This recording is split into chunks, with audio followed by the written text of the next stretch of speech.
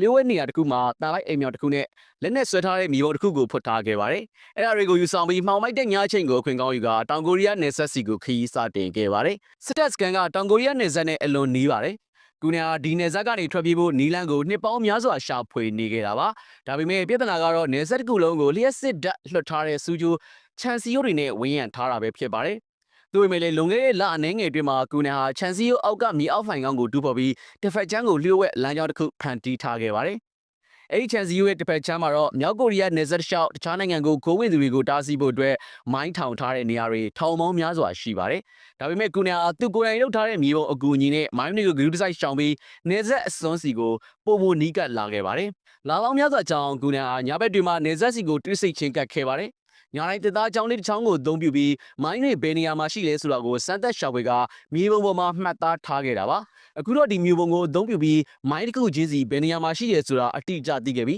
။ခီးကိုဆက်လက်ထွက်ခွာရမှာအားလုံးကိုရှောင်ကွင်းနိုင်ခဲ့ပါတယ်။နောက်ဆုံးမှာတော့သူဟာစစ်မဲ့ဇုံကိုရောက်ရှိခဲ့ပါတယ်။အဲ့ဒီနေရာကမြောက်ကိုရီးယားနဲ့တောင်ကိုရီးယားကြားကအစစ်တပ်စောက်ချက်ချင်းဒါမှမဟုတ်ပြစ်ခတ်မှုလုံးဝမပြူရတဲ့နယ်စပ်အဆက်ရဲ့နှစ်ဖက်စလုံးက2ကီလိုမီတာအကျယ်ဝန်းရှိတဲ့နေရာဖြစ်ပါတယ်။ကုနန်သာGM ဇက်ကနေ2ကီလိုမီတာထပ်သွားနိုင်ရင်သူဟာမြောက်ကိုရီးယားနယ်စပ်ကိုတရားဝင်ဖြတ်ကျော်ပြီးတောင်ကိုရီးယားကိုရောက်ရှိမှာဖြစ်ပါတယ်။ DM ဇက်ကနေကုနေယာမျော်လင့်ချက်အပြည့်နဲ့တောင်ကိုရီးယားနယ်စပ်ကိုငေးကြည့်နေခဲ့ပါတယ်။ဒါပေမဲ့ရုတ်တရက်သူ့အိတ်ကက်ထဲကနိုင်နိုဇက်ကအတန်မီလာ